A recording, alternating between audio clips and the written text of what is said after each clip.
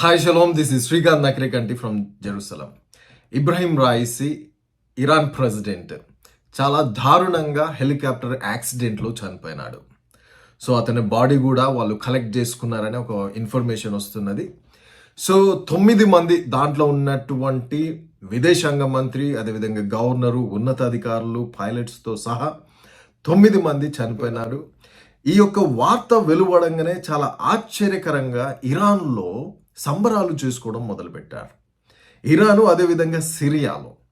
ఎందుకు అసలు ఇరాన్లో ఒక ప్రెసిడెంట్, వాళ్ళ ప్రెసిడెంట్ చనిపోతే ఎందుకు సంబరాలు చేసుకుంటున్నారు అంటే, ఎందుకంటే ఒక డిక్టేటర్ చనిపోయినాడు కాబట్టి అక్కడ ఉన్నటువంటి వారు, ఇరాన్ ప్రజలు సంబరాలు చేసుకుంటున్నారు. ఇతను ఎంత క్రూరుడంటే అక్కడ ఉన్నటువంటి అమ్మాయిలను ఎంతో మందిని మానభంగాలు చేసి చంపినటువంటి వ్యక్తి. జైళ్ళల్లో హిజాబ్ లేకపోతే దారుణంగా తల మీద షూట్ చేసి చంపినటువంటి వ్యక్తి. ఇలాంటి డిక్టేటర్ చనిపోతే ఈరోజు ఆ దేశంలో ప్రజలు ఇజ్రాయెల్ జెండాలు పట్టుకొని డ్యాన్సులు చేస్తూ ఉన్నారు. ఇరాన్లో ఉన్నటువంటి ప్రజలు చాలా బ్యూటిఫుల్ పీపుల్ అండి. ఇరాన్లో చాలామంది ఇజ్రాయెల్ని ప్రేమించే వాళ్ళు ఉన్నారు. ఈ గవర్నమెంట్కి వ్యతిరేకంగా, ఈ ఇబ్రహీం రైస్కి కానీ, అయతుల్లాకి కానీ నిజంగా వ్యతిరేకంగా పోరాడుతున్న వాళ్ళు కొన్ని వేల మంది ఉన్నారు. ఆ వేల మందిని చాలా దారుణంగా అణిచివేస్తున్నటువంటి వ్యక్తులు వేరు. అయితే ఈ యొక్క ఆశ్చర్యకరంగా ఈ శనివారము ఇరాన్లో ఒక యూదుని వీళ్ళు ఉరివేసేది ఉన్నది. ఇదే వ్యక్తి ఇబ్రహీం రైస్ ఒక యూదుని, అమాయకమైనటువంటి యూదుని అకారణంగా తప్పుడు అలిగేషన్స్ మోపి అతన్ని ఉరివేయాల్సి ఉన్నది. కానీ దానికంటే ముందే ఇతను చనిపోయినాడు. ఇది ఏ కారణం చేత చనిపోయినాడు అనేది మనకి ఎగ్జాక్ట్గా తెలియదు.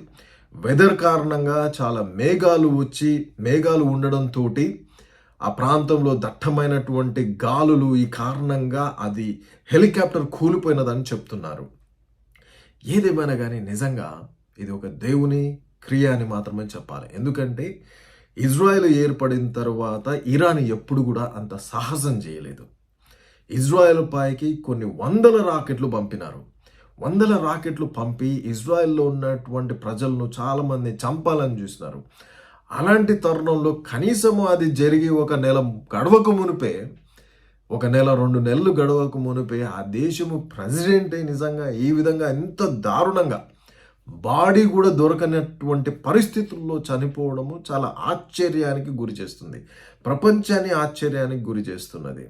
నిజంగా ఏ డిక్టేటర్ అయినా కానివ్వండి, ఊరికనే మేము ఇంతమందిని చంపేసి మా అంతటా మేము బ్రతికేస్తాము సంతోషంగా అంటే, నిజంగా దేవుని కాన్సిక్వెన్స్ అనేది ఊరికనే చూసుకుంటూ ఉండదండి. దేవునికి ఒక లా ఉంటుంది.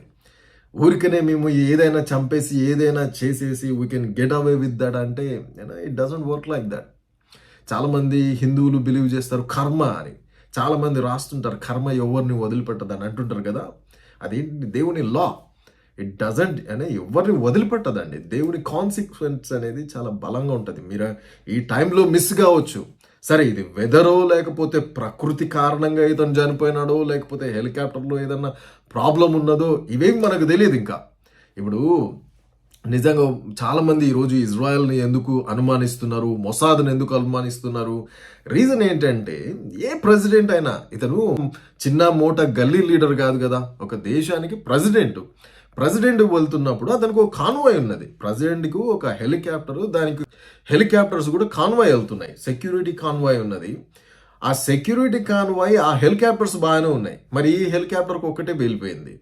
అంటే ఇది ఇప్పటిది కాదు, 1960 హెలికాప్టర్, 1970 హెలికాప్టర్. అంటే ఒక దేశ ప్రెసిడెంట్కి 1960, 70 హెలికాప్టర్లు ఇచ్చి పంపుతారా? కనీసం మార్చుకునేటువంటి స్తోమత లేకపోతే స్థితి లేనప్పుడు ఫస్ట్ వరల్డ్ కంట్రీ అయినటువంటి ఇజ్రాయెల్ మీదకి మీరు దాడులు చేయాలని ఎట్లా వస్తారు? ఎంత టెక్నాలజీ ఉన్నటువంటి దేశం మీదకి యుద్ధాలు చేయాలని ఎట్లా అనుకుంటారు? అంటే దేశము వాళ్ళ పైన వాళ్ళ ఇంట్రెస్ట్ చూపించుకొని వాళ్ళని డెవలప్ చేసుకుంటే ఈ సమస్యలు ఉండవు.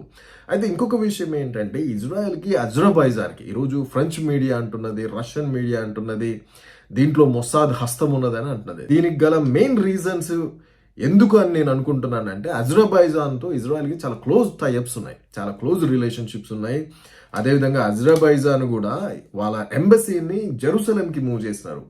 సో అంత స్ట్రాంగ్ టైఅప్స్ ఉన్నప్పుడు ఆ దేశానికి వెళ్తున్నప్పుడు ఆ దేశంలో ఇజ్రాయెల్కి సంబంధించిన వాళ్ళు చాలా మంది ఉన్నారు. మొసాద్ ఉంటుంది. ఇప్పుడు ఇరాన్ నుంచి ఏ అఫీషియల్ బయటికి వెళ్ళినా కానీ ఇజ్రాయెల్కు తెలుస్తుంది.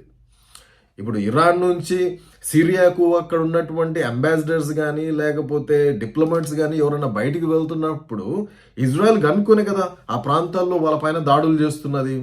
ఆల్రెడీ ఇజ్రాయెల్ వార్న్ చేసింది, ఒకవేళ మీరు ఎప్పుడైనా కానీ ఈ దాడులు October 7 దాడుల్లో ఇన్వాల్వ్మెంట్ ఉన్నటువంటి వాళ్ళని ఎవరిని వదలమని.